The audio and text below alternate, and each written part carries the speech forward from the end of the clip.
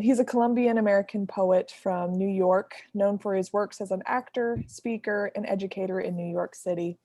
He has won numerous awards for his writing, not limited to the 2020 International Book Award for Poetry, the gold medal in the 2019 Foreword INDIES Book of the Year Awards, and the 2018 Broken River Prize. Gómez is known widely for his viral poems such as Where Are You Really From?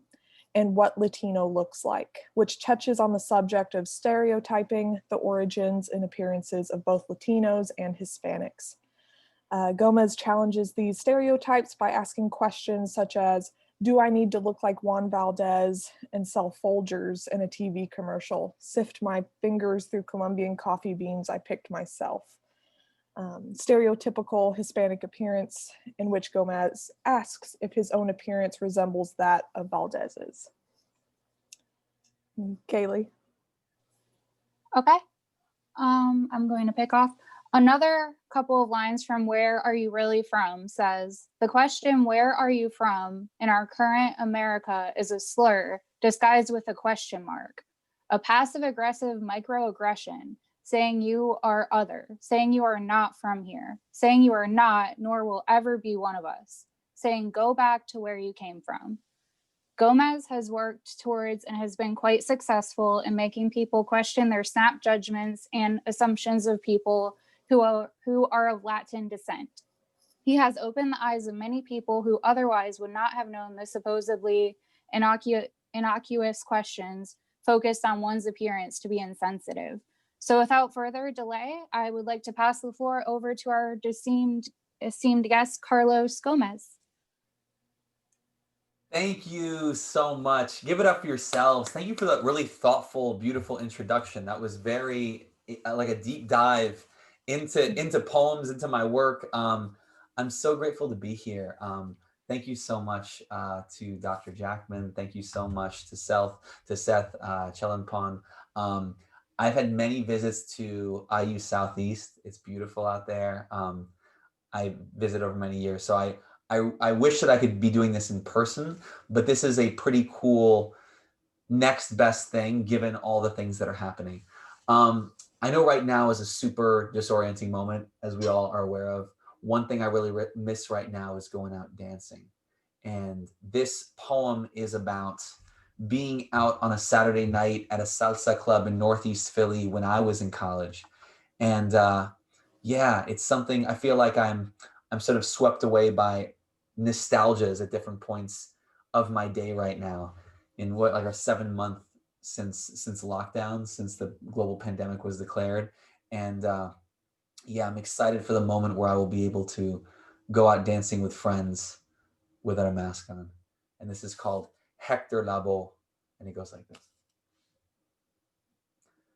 I just might get her to stand up. But for now, she's moving in her seat, playing it cool while I flirt. Tease the timbales into my hips.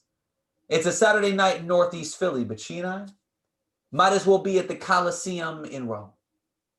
Julius Caesar watching with a smirk, drunk on my bravado, and she's still sitting. But that doesn't mean we ain't dancing. Doesn't mean we ain't pulsing at the center of this dance floor like a swollen heart about to flood itself inside out. My eyes closed, sweat soaked, the bass guitar and clave. She spins me in an awkward turn around her. Awkward. Like Mona Lisa's feigned smile. Or Da Vinci's backward scrawl you need a mirror to read. Awkward. Like Michael Jordan taken off from the foul line, his body contorting impossibly, improvised double clutch surprise freeze frame before slamming the ball through the rim, shock stung like Audre Lorde, dropping 4 bars on a Miles Davis remix of Tupac's I Get Around. The way she spins me is awkward. Without an ounce of sacrifice, grace, or greatness, she just might stand up, I swear to God. And tonight that God is Hector Labo. But right now, she's still in her wheelchair. Her torso writhing like a baby, about to burst forth into this world. Her open smile blessing the ceiling like an incantation to the bullet that didn't spare her baby brother. It's 11:17 in Northeast Philly on a Saturday night. El Cantante's band is helping him sing out a sermon, and I'm just waiting for her to rise up out of her wheelchair and do a salsa drop step. She reminds me that as long as we've got music like this in our bones, we can never be stopped from dancing.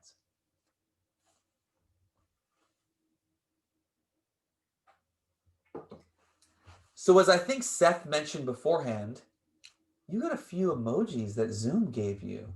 We had 2 emojis for a long while here for many of my virtual shows. There's Dr. Jackman with some clapping hand emojis. There's Courtney. There's Trinity. There we go. There's AVR Joan at iu.edu. There we go. There's Pamadam. There's Skylar. Yes. Yes. Yeah. Jamia, thank you. You've also got the thumbs up, the heart, the laughing face, the and like the celebration, streamers going off. So feel free to employ those. We also have a chat. Everyone can use the chat, right? Dr. Jackman, Seth, is that allowed? If a question comes up for you, feel free to type it in the chat about anything, or you have an idea or a thought or something else. And I'm also going to have moments where I'm going to have you, Seth, unmute you and talk to you. But a few minutes after 1 o'clock, I'm going to pivot to a Q&A. So if you have a question that comes up in the next 36, 38 minutes, you will have a moment to ask an in-depth question then about my writing or life or anything I talk about. But if something comes up like during the performance, feel free to just type it in the chat. It's a really easy way. Okay, so do you all, if you drive, make some noise, make some virtual noise if you drive, okay? You're like, I'm in rural Indiana. Like, how would I get places? Okay. But I've been to where you are. I can confirm there is not a Subway, or there was not there's a Subway restaurant, but I mean like a Subway spot to eat. I mean, like there's not like there's not the 6 train near where, I used to have these. Okay. So driving is the thing. You ever had this moment, and before I tell the story, so Seth hopefully invites me back in person someday and doesn't get enraged right now. Slow your darn cars down. I'm very serious.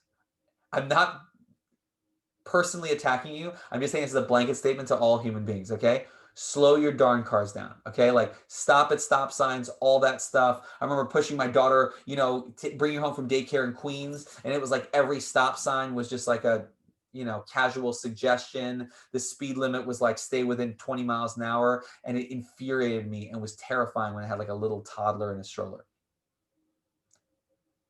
That being said, you ever been driving down the highway, as one often is in Indiana, and you glance over at the speed limit sign and you think, 55?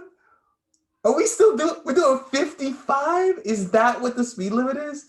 You ever just had that thought go through your head? Maybe you study history and you're like, I know FDR wanted us to be fuel efficient during the Depression. Like, I get it. Thanks, FDR. But 55? And then you look at your speedometer and you think, and then you look diagonally across and you make eye contact with a police officer as you pass him and he reads your speed. I hope you've never had this moment before. I genuinely do. Some of you are smiling so much, I'm worried you unfortunately do know this moment. I learned about this moment when I was 17. This is a true story about what happened. And like many of my stories, they are narrative poems. So they're a story. And like many Colombians, it's rare that I find a story I don't want to hear or tell. So this is called Above the Speed Limit. It goes like this. True story. The first time I got pulled over, I turned to the classical station. Anyone save NPR in case you get pulled over? You're like, where's the public radio? Rested, shaking hands on the steering wheel, elevated my voice an octave, and made sure to blink wide and scared, so he could see the white of my eyes and emerald irises in the late May sun. He didn't ask my name, never saw license or registration, said just take it easy. So I did. So I do. But my son, now 13 years and 7 months from his first driver's test, is black. What will he do? How much of my stare and smart mouth are imprinted? How will he understand why I can't sleep? Each night he's away from home and I look just like the men who too easily mistake the dark silhouette of his wallet for a gun.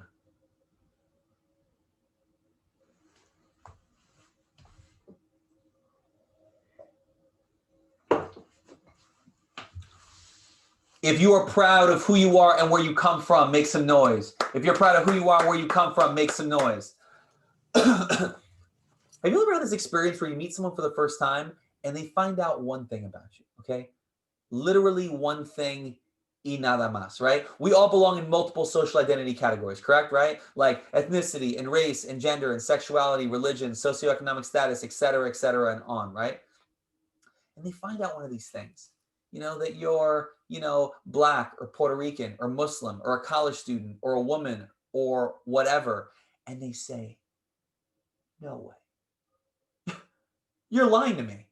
You are lying to me. And you say, yeah, I go up to random strangers I don't even want to have a conversation with. I tell them lies. It's a hobby I have. I'm a New Yorker. I'm also fluent in sarcasm. Thanks for coming to my TED Talk. It's over. Thanks. Bye. Anybody ever had that moment happen? Maybe this doesn't happen in Indiana, because I'll tell you, it happens in Atlanta where I live now, and it happened in New York where I went before, and it happens all over the place, right? And like, these are the ways it can manifest. Someone says, oh my gosh, but you totally don't look like fill in the blank, or you don't act like, or dress like, or talk like, or do something like fill in the blank. Or they're like, prove it, because you don't fit into some one-dimensional, cartoonish stereotype of that entire category.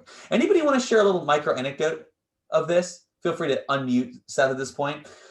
A little anecdote about your experience with this, so that A, we can all publicly grieve with you, right? Because if microaggressions like this happen to you, they don't typically happen once in the course of your life, right? Usually 38 times a day for your entire life, right? And then B, so we can all do a software update together. Do y'all know about software updates? Is that known to you? Amazing, Courtney. I'm going to tell you about it. You're in luck. Software updates, good for smartphones. Turns out, you know what they're also good for? Culturally competent, emotionally smart people too, right? Yeah? Woo! Or you had that moment where you're leaving your intersectional feminism / critical race theory class, and you think you're super deep and evolved, and you got your Kimberly Crenshaw article under one arm and your 4 Bell Hooks books under the other. And then you get to the bus stop and you realize you're actually deeply flawed in the work that you have to do in the world. Hey, Carlos, nice to meet you. That's me. Cool. Yeah. Awesome. Anybody want to talk about this experience of people not believing you are who you in fact are, or shocked that you break some stereotypical idea they have of an entire category? Skylar, talk to us, Skylar. Hopefully you're allowed to unmute yourself. There you go. Yeah. Okay. I don't know if this is really considered one, but it has to do with my height. Yeah. No, absolutely. Talk about it. Okay. So I'm 4'11".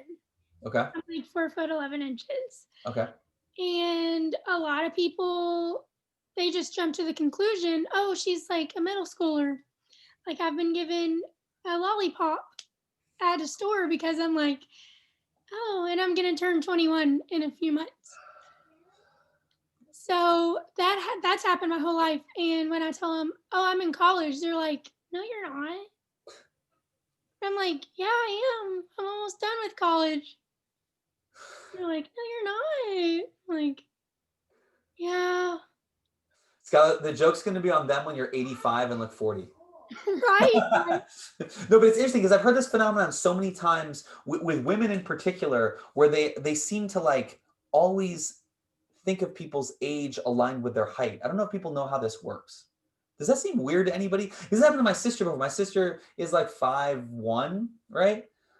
And we were on a plane, and she was 19 and I was 15, and we were on the emergency exit row. And you're supposed to be 15 to sit on the emergency exit row. And so I was like, super like, I'm old enough to be here. I didn't have a driver's license. I was like, I don't know how I'm going to prove this. And then like, I'm right on the aisle, and the flight attendant comes over and she's like, excuse me. And I turned like really defensively. She's like, can you tap that girl's shoulder over there? And I tapped my sister, and the flight attendant was like, hey, sweetie, you have to be 15 to sit on the emergency exit row. And my sister was like, I'm a sophomore in college. And this flight attendant was like, I just walked away. She's like, my brother's 15. Why don't you ask him? And she was like, oh my God. But doesn't that seem strange to you, right? I mean, I know a lot of like women who reached their like height potential when they were like 11 or 13 or 14. You know what I'm saying? I'm like, so what that means, people, is when they're 44, they're going to be the same height. You know what I'm saying? Like, I don't know why this is hard to understand. Anyone else? Thank you for that example, Skylar. Anyone else? Anyone else have an example of this? Let me see. Oh yeah, here it is. I say it's strange that people are judged by age. Yeah, it is. Yeah, it's very strange. And this cuts a lot of different ways, right? Like someone thinking somebody's younger, and this also intersects, think about the intersection points with other identities, right? Like in the ways in particular, like a woman who looks younger will be taken even less seriously than maybe a man who has a baby face, right? And I know my wife has that too. People think, you know, she and I are like 3 months apart and we're both 38. And, you know, up until like 5 years ago, people thought she was in high school.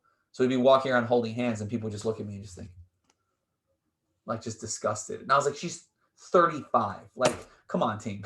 She's not in high school. Yeah, right. And it cuts a lot of ways too, right? I mean, the way that ageism can cut many different ways depending on the context. Anyone else have an example of people being shocked about an identity you have, or maybe more than one identity?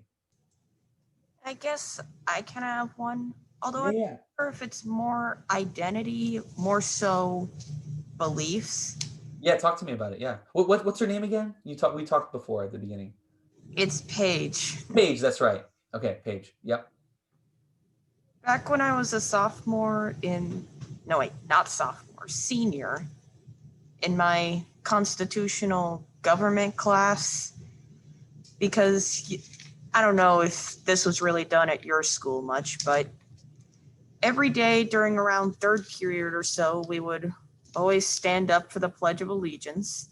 But me, I didn't. And some of my classmates looked at me weirdly like that, as if they were trying to shove their beliefs down upon my throat, saying, you have to stand for the flag, you have to say the pledge, you have to support this president.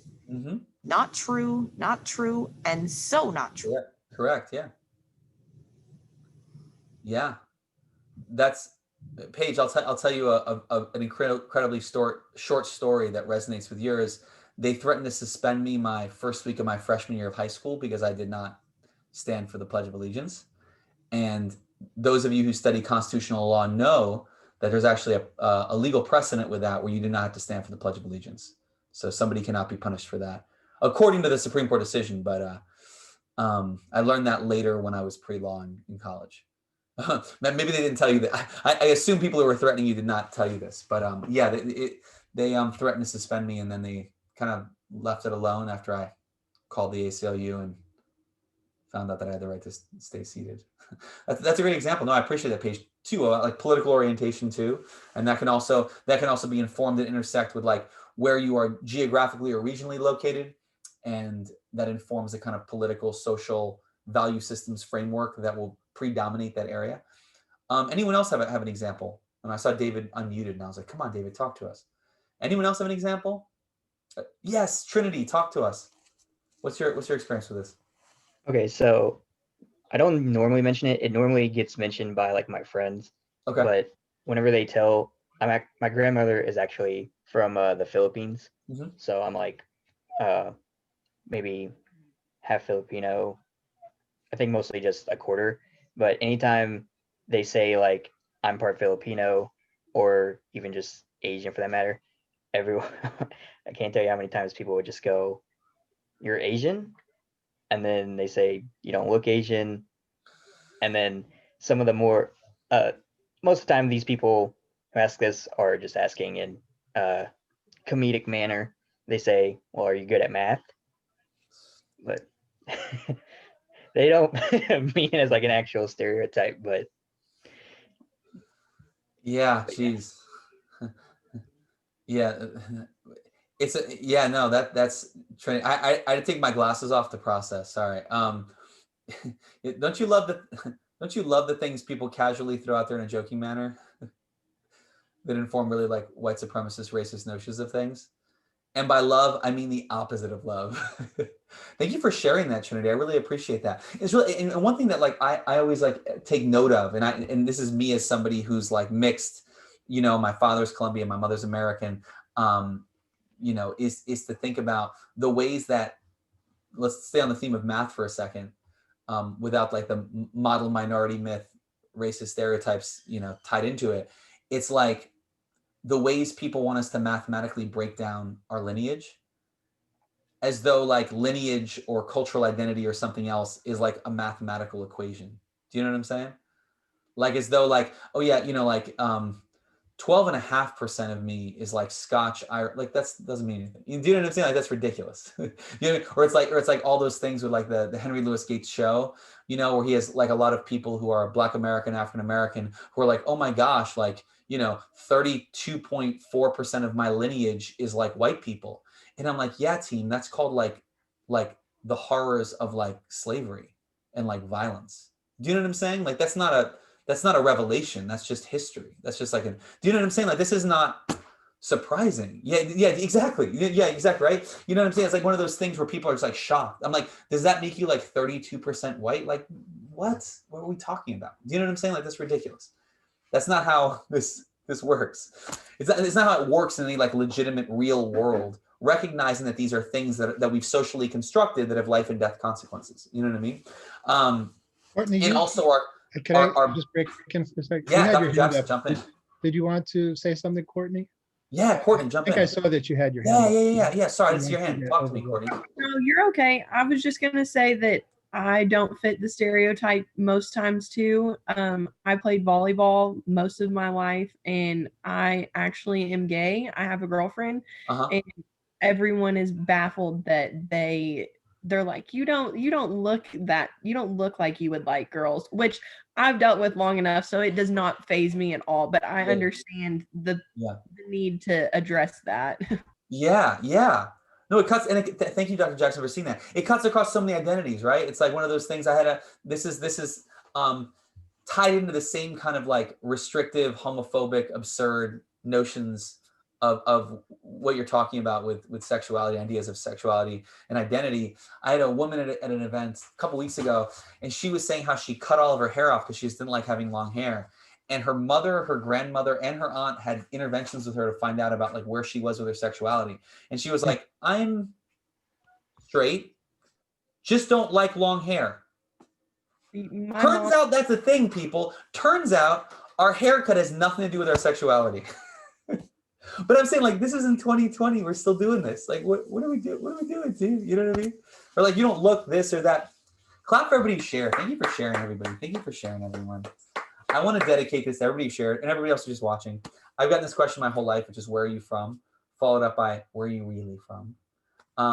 And though this is most easily applicable to ethnicity, nationality, race, I want to broaden and expand the notion of what it is speaking toward to include people who like question you or ask for receipts or don't want to recognize your sexuality or your socioeconomic class or your ability, disability, or something else, right? Because it doesn't seem like an obvious thing to them for whatever reason.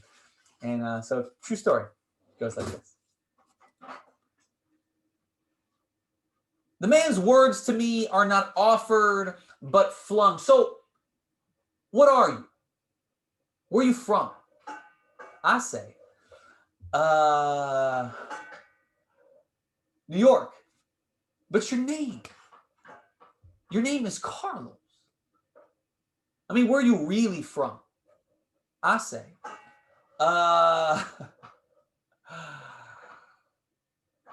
New York.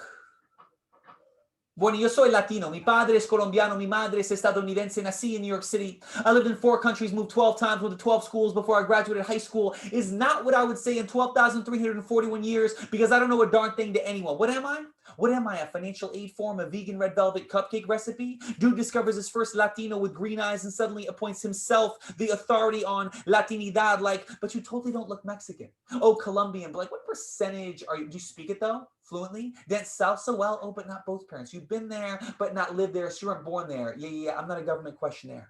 I'm not an anecdote for your homogenous social gathering of your homogenous friends. I know everyone you hang out with looks like you, has a name you are able to pronounce and or share and or sounds pulled directly from an episode of Leave It to Beaver. Here's the deal. Latin America is not just Mexico.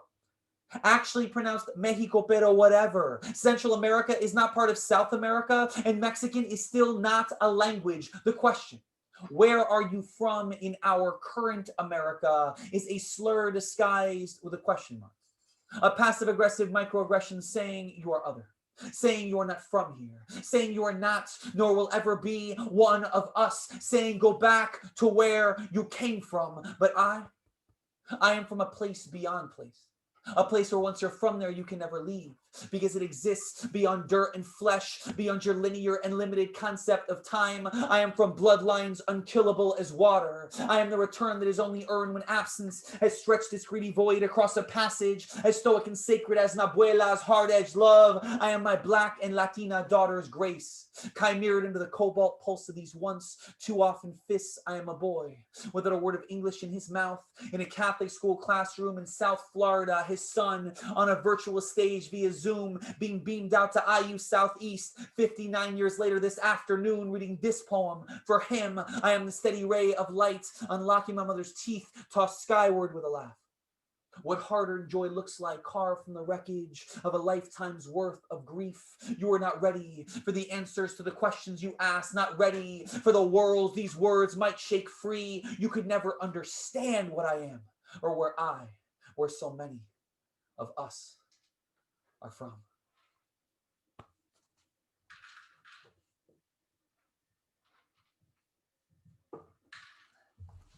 Thank you, beautiful people. Thank you for being so like present and here. Shout out to so many people having their cameras on. That is not a small deal. I don't know if that was like strongly encouraged by your professor, Dr. Jackman, but regardless of the reason, I appreciate it. I also understand folks, their cameras off. My gosh, thank you, Paige. So I have an amazing daughter. Her name's Grace. She has been doing virtual kindergarten. This is her 6th week, I believe, and it has been an adventure, as you can imagine. Like, think about what it's like for you all, and then imagine yourself as a kindergarten. Let me tell you how it would have gone if I was a kindergarten with someone sitting me in front of a screen. It would have been absolute chaos. She's a brilliant, brave, fearless, incredible human being. This poem right here is inspired by a few things. So my partner and I have 2 kids. We have a 2-year-old son and a 5-year-old daughter. And this is inspired by 2 separate experiences. So the first was the first moment that I ever publicly announced that I was going to be a father. Like, this is like not with family or friends or loved ones, right? And so similar to this show, like I have a sketch in my head of what I'm going to do. But as you can see, like I have enough, there's my son saying hi, but I have enough stuff like that's just kind of free flowing because I value me being vulnerable, presence, responsive, and in the moment a lot more than doing like a technically perfect show. Like I've done thousands of shows. I literally did my 1000th college show in person this last Tuesday at Tennessee Wesleyan. But you know what's really boring for me? Like I think of like the show that I want. A technically perfect hour to me sounds excruciating. But somebody who's like living in the moment, noticing Courtney with like a beautiful smile on her face, like that kind of stuff is the stuff that like brings me to life. You know what I mean? Like, and that's the stuff that makes Zoom feel like we can close that distance. So anyway, but that also means that I'm riffing a lot, or just like saying things that like speaking so much from my heart that I get myself in trouble or say things I don't plan to. So I wasn't planning to announce that I was going to become a father, but I was feeling loved and supported, kind of like I feel with you all. And I'm at Guilford College in Greensboro, North Carolina. And I had this moment where I look up and I kind of look around, I take a breath and I say, this is so wild. I've never announced this publicly, but I'm going to be a father for the first time. And people are cheering and celebrating. I mean, they're celebrating so much. I'm wondering if like they're my friends or my family or both, like what's happening. And this woman in the front, she's like, oh my gosh, what are you going to have? What are you going to have? And I said, we're praying for a human baby, but if I get a dinosaur, I'm gonna teach you to do a crossover, eat chicken wings, shoot a fadeaway.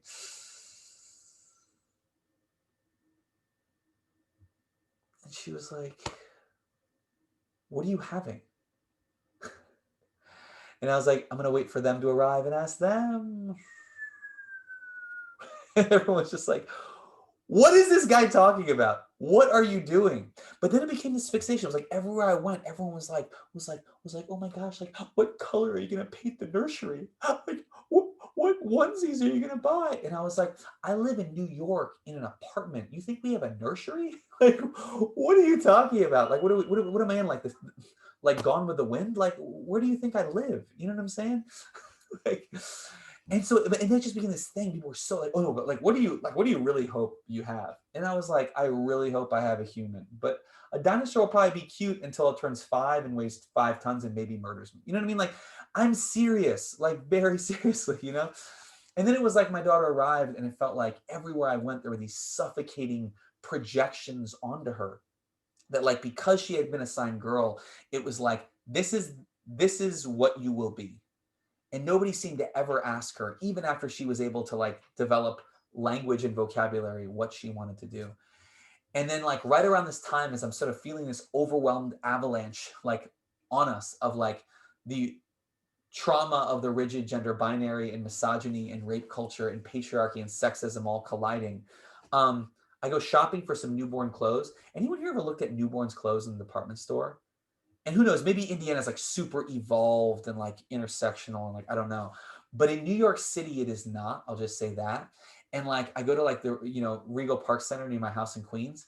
And like, you look at the newborn baby girl clothes and you're like, okay, cool. So you're looking at onesies and you're like, and to be clear, like, I don't know if you all have hung out with 3-week-olds or anybody here as parents, but like a 3-week-old baby is like this cute little adorable bundle of flesh. And the entire arc of their 3-week-old life is like doing this little like meow, like kitten cry that gets less cute 2 weeks later, but it's just like, and they like poop and they sleep. And then you just like look around because their eyes are still adjusting. And that's it, team. That's it. If they're not wearing like, you know, like an Indianapolis Colts football jersey or like a prom dress with a tiara, they're going to survive. It's happened before. You know what I mean?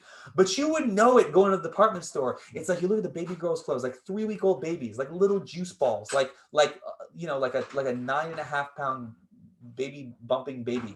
And it's just like, okay, cool. We got pink onesies. Okay, cool. Okay, so we got light pink onesies. Okay, cool. We've got dark pink onesies. Okay, we have darker pink ones.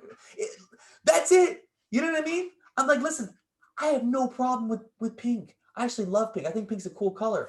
But if you ask for something to wear and people hand you 9 different shades of pink, I have a huge problem with it, team. A huge problem. And then you look over and I'm like, what happened to dinosaurs? What happened to numbers? What happened to math? What happened to sports? Can we get like a stegosaurus over here? Do girls hate stegosauruses? Do women hate stegosauruses? Like, what happened? Okay, my rant's over. This piece is inspired by my daughter. Shout out to Ruth Bader Ginsburg, notorious RBG. May she rest in power, rest in peace. This is for them. It goes like this. If a princess tries to kidnap your daughter, face the shadow. No, a princess can never evade this. The faceless man above, holding her translucent strings, shrouding her in darkness. They have spent millennia readying this role for your daughter. Learn the chronology of what they will try to project her into. Princess Pretty, Princess Precious, Princess Mixed Girl, Princess Fetish, Princess Sassy, Princess Sexy, Princess Hot Girl, Princess Harlots. Refuse the epithet defended is compliments. It will not make her more special. It will not make her more safe. The word is dangerous and ubiquitous as a shaking chamber baptized by gunfire. Refuse the pink tutu, pink tube top made for a 3-week-old. Endless tiaras adorned with fake Congolese gemstones. The hard-etched thong made for a 9-year-old girl. Refuse the relentless pretties. They tossed her way like glittering wreckage. I respond, President. I respond, call her President Grace. They say well-behaved little lady. They say pretty as a peach, pretty little princess. They comment on her eyelashes and skin tone as though we baked her from a ready-made biracial cake mix. I respond, resilience, firestorm, brilliance, renegade, Joan of Arc, I yell back. Fannie Lou Hamer, Frida Kahlo, Alice Paul, Dolores Huerta. I tell them how she arrived. Writhing into full-throated yell, how she shrieked into life 21 hours into labor. My daughter's pulse stuttering towards mute, how seconds away from being choked to death by the umbilical cord, she screamed her airways open so that oxygen could buoy her tiny lungs, how her head rose up on its own. A stubborn orchid from sturdy shoulders. Just 7 seconds after emergency surgery, 7 seconds from suffocating, our daughter will be a neuroscientist, a biochemist who discovers the cure to progeria or Ebola. Our daughter will shoot 90% at the free throw line and adore Sophocles, Audre Lorde, and Mahmoud Darwish. Our daughter white knuckles her way to sleep, eyelids strained, afraid that she might miss something if she blinks. She is many things. She is everything. All things radiating at once, but one thing she will never be is a princess.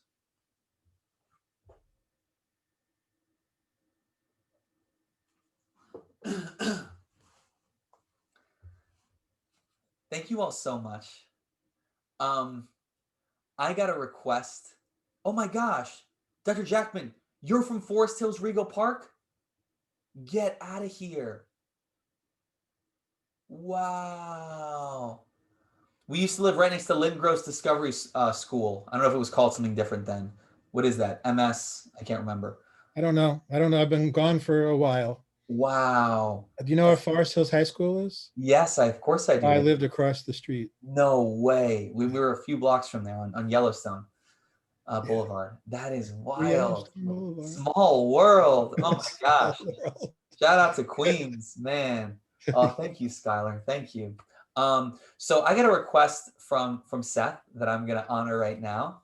And then I'm going to do one more poem. Before I do this request from Seth, though, I want to say the most epic thank you to everyone that made today possible. And again, we're going to do a Q&A after this request for Seth and then the final poem.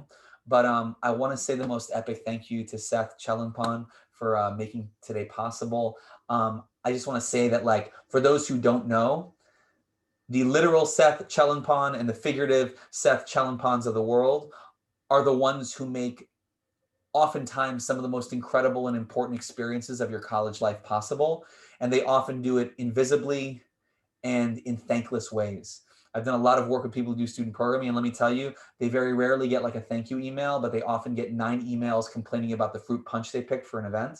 So I am saying thank you to you, Seth. I hope you'll just say thank you to Seth and express your gratitude if you enjoyed today. Thank you so much, Dr. Jackman, for like making this and entrusting me with your class. I don't take that lightly. It must have been that, like, you know, kinship we felt with the Forest Hills connection and Queens. You must have just intuitively known that on some deep spiritual level. Yeah, thank you all so much for your generosity and your presentness and your kindness. This is really really special. Is there anybody else I should thank, Seth, that made this possible? Student affairs, student activities. I don't know who else made today possible. Or any other people I should thank. Got it all. Okay, cool. Yes, definitely a student success ninja. So Seth made a request. So I've been freestyling poems for a long time. It's interesting because I used to do these at NACA showcases, but then people didn't believe they were actually freestyle, so I stopped doing them.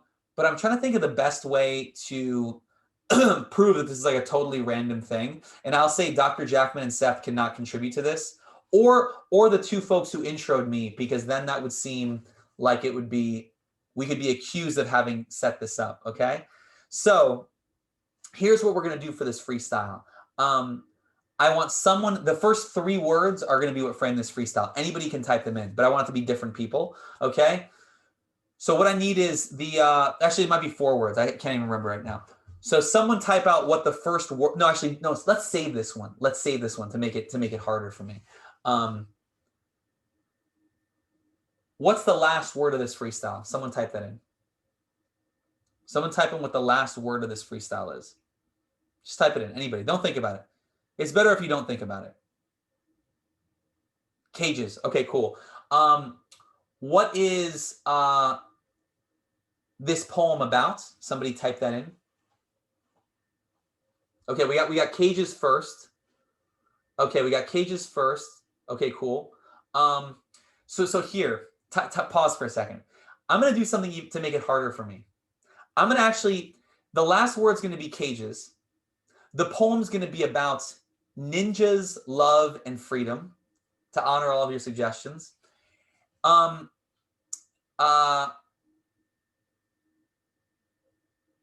What's the title of this poem? Somebody give me the title of this poem. The first person to type it in, that's the title.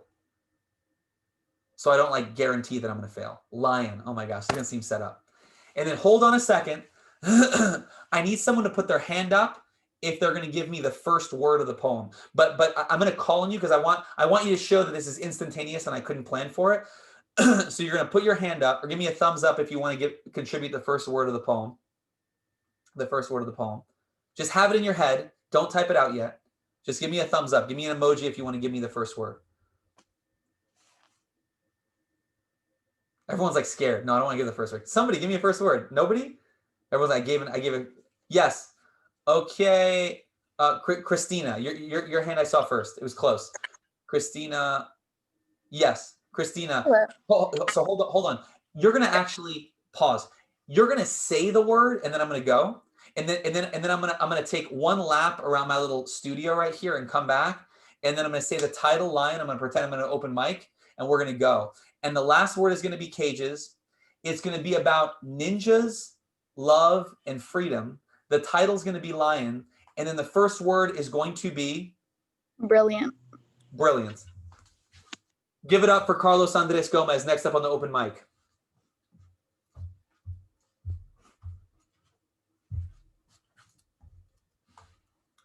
This is a new piece. The title of this poem is Lion. Brilliant the stars we never see. Our faces locked to the phones in our palms. I ask you to look up. The sky in all of its brilliance. The stars I cannot see. The Atlanta lights obscuring everything that I was meant to pull my chin toward. I look down too much. I look away too much.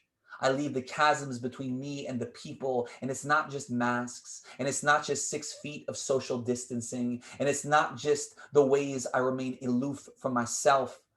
It's something I have to do subconsciously. I have to sneak inside of myself to find the ways to let myself go. Catharsis, release. I want love. I want freedom. I'm a ninja to myself. I've stowed away the best parts of myself, and now I'm breaking into myself to free them. Every day of my life has been a walk further away from the person I was meant to become. That day ends right now when I break away from all of the cages.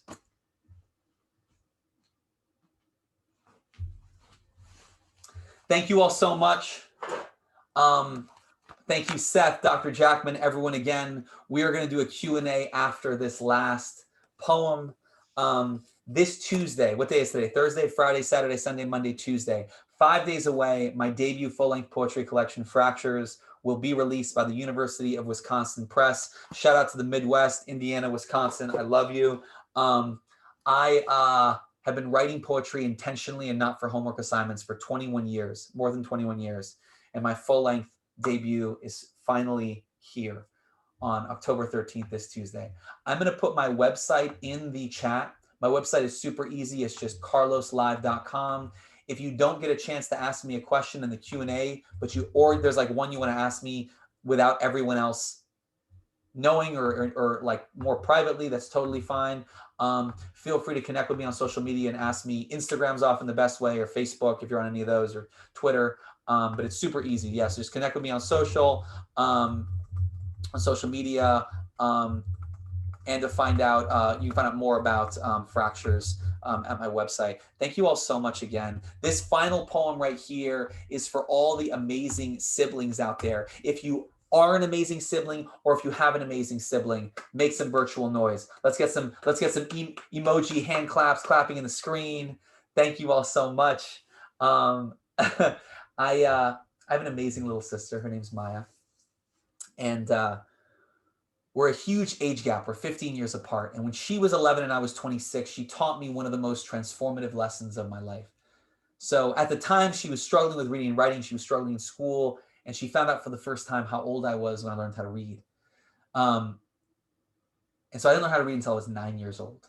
I was a very delayed reader. And when she found this out, this huge smile broke over her face, right? And she felt seen and validated and affirmed, which I didn't realize was a stark contrast to the look of embarrassment and shame on my face. And she confronted me about it. She was like, Carlitos, why would you be embarrassed about learning to read when you were 9 years old? You're a professional writer. Your whole life revolves around writing. You should tell every audience that you're in front of that you didn't learn to read until you were 9 years old, because what if there's someone in that audience that wants to be a poet or a novelist or a playwright or a journalist, but thinks they can't because of how old they were when they learned how to read? And I was like, okay, 11-year-old. Do any of y'all have like a younger sibling, niece or nephew who is very obviously an 8,000-year-old grandmother posing as a young person? Do you have that person in your life, right? They're like, I'm 6. Like, you're 6,000 years old, kid. Don't lie to me. So this final poem is inspired by my little sister Maya, who, as you now know, is also my 8,000-year-old abuela, right? And I want to dedicate it to anyone who's watching right now. If you ever struggled with reading and writing like I did, if you ever struggled in school like my little sister did, but now you are at IU Southeast and you're on your path and you are proving every single doubter and naysayer wrong, I want to dedicate this final poem to you. And it's called Gifted, and it goes like this. My little sister likes to read Harry Potter books. We'll spend an entire afternoon doing nothing, but something she's not supposed to be able to do. Don't be fooled, though. By the fluttering pages in her palms, she's channeling Da Vinci. Inverting words like a fresh bruise. Turn tangerine orange, she picks the ripe hurt from a swaying branch in a chapter. And we both hear Albert Einstein's words echo up from the floor. If you want your children to be intelligent, read them fairy tales. If you want them to be more intelligent, read them more fairy tales. My little sister Maya likes to read fairy tales. Has always loved fantasy. It's where we built her playground. She is Leonardo minus the mirror. It took years for people to read what everyone thought was Da Vinci's own invented language, when all he did was just write backwards. And just like Einstein and Leonardo, Maya has a gift. Some don't think so and call her dyslexic. She is a genius to her. Coded like the paragraphs her potent mind distills, but while kids repeat monotone words from a teacher who might as well be a cartoon parrot or a doll's audio recorded voice or a hooked on phonics tape acting as a babysitter, while kids stuff their mouths with dull letters and muted sounds, Maya is in the daydream. They try to beat her down with a 4-letter acronym baton, but she's too busy directing the orchestra with her magic wand, a symphony of mixed chlorophyll-tinged pastels, constellation framed with songs of a summer breeze-drenched field. Maya's dancing in an open clearing in the woods, scrawling out recipes with Mozart in sweaty rooms of overcrowded notes. She calls it a curse. I tell her it is a gift. There is nothing wrong with you, Maya. She asked me who with dyslexia has ever really done anything besides this Leonardo da Vinci or Albert Einstein. And I answer, well,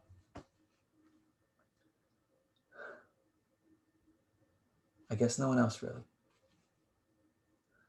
I mean, besides Pablo, Picasso, Anne Bancroft, John Lennon, Auguste Rodin, Ansel Adams, F. Scott Fitzgerald, W.B. Yeats, Agatha Christie, Muhammad Ali, Maya. Your mind is a gift of greatness. I'd rather see the page like you. Imagine all of the possibilities at once, the paragraphs unhinged, each sentence released by the first hinted promise of a word. It's promise to make us free.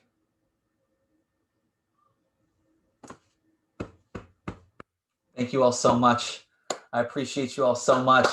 What a joy to spend these 55 minutes with you. If you have any questions,